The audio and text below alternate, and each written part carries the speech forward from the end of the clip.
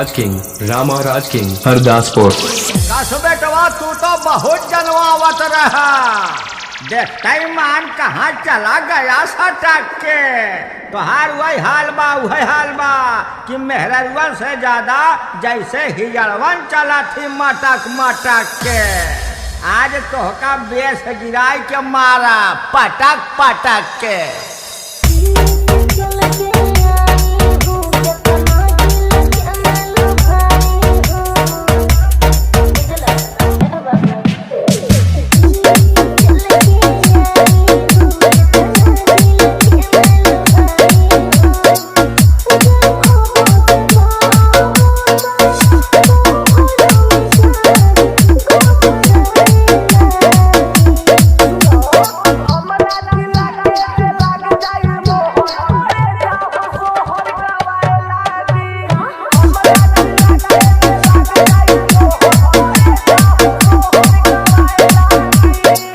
राज king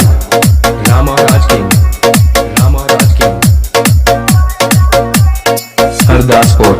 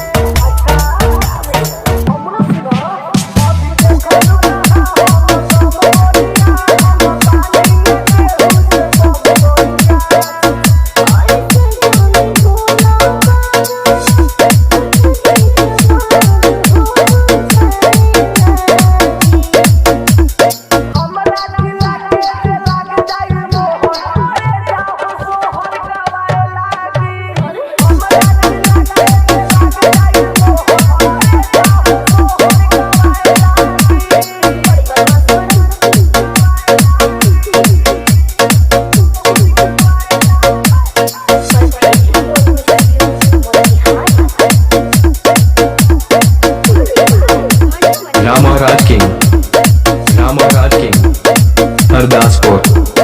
Hardaspur.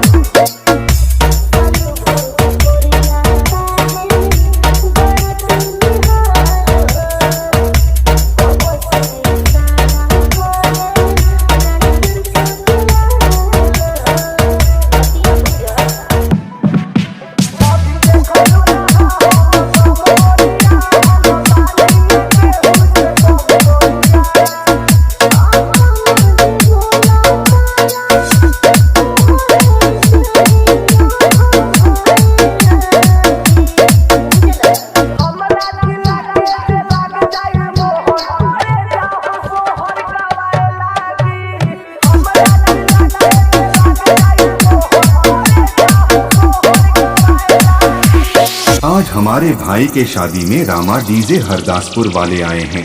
सच में क्या बाहर दुनिया के बेताज बादशाह रामा डीजे हरदासपुर वाले आए हैं।